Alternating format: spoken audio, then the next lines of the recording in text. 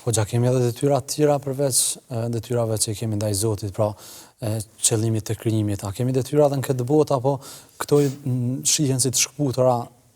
kundrejt kësaj të parës? Jo, realisht janë zbashku dhe madhështia e fesë është se i shet të gjitha zbashku. Dhe i shet si funksionim i shet vetëm kur funksionojnë të tëra, thotë si një tërësi. Andaj çdo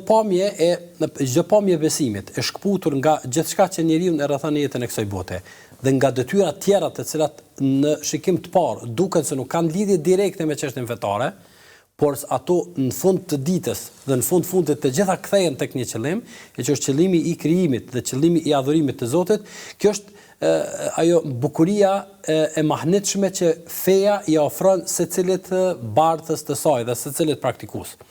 Sepse kur besimtari jeton i tillë, e kupton se çdo detyrë që pastaj e ka në jetën e tij, ose që e ngarkon veten e tij, sepse tek e fundit detyrat pos aty në detyrat që janë, po themi, të pashkputura të qëllimit të krijimit. Njeriu ka detyra në jetën e kësaj bote të cilat është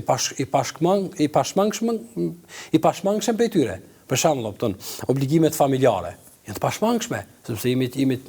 të krijuar familje dhe gjithmonë ka detyra dhe obligime reciproke brenda familjes, qoftë në raport me prindë, qoftë prindë në raport me fëmin, qoftë në raport me bashkëshortët mes veti e kështu me radhë. Por kemi detyra tjera në jetë të cilat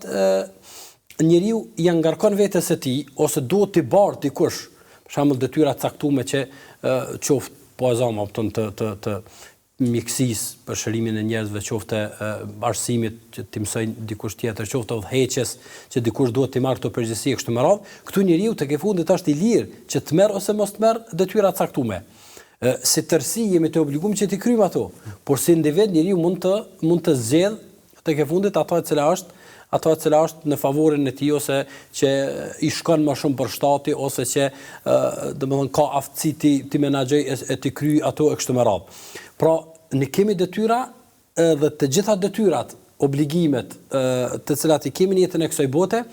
por rregulluar në bazë të kuptimit të parë të qëllimit të krijimit, në secilin prej tyre ne kemi shpërblime. Dhe do të shpërblemi për to, do të jemi fitimtar në fund të realizimit të tyre dhe ajo do të na shërbejë në realizimin e qëllimit final që është qëllimi i krijimit. Mirë po nëse të gjitha detyrat dhe obligimet të kësaj bote i shumë të shkputur nga e para, ato do të kenë një varfëri në zbatimin e tyre ose përfitimet e zbatimit të tyre do të jenë shumë po themi momentale ose shumë të përkohshme për shkak se nuk do të kenë jetëgjatësinë e tyre ose qëllimin e tyre të mëtutjeshëm.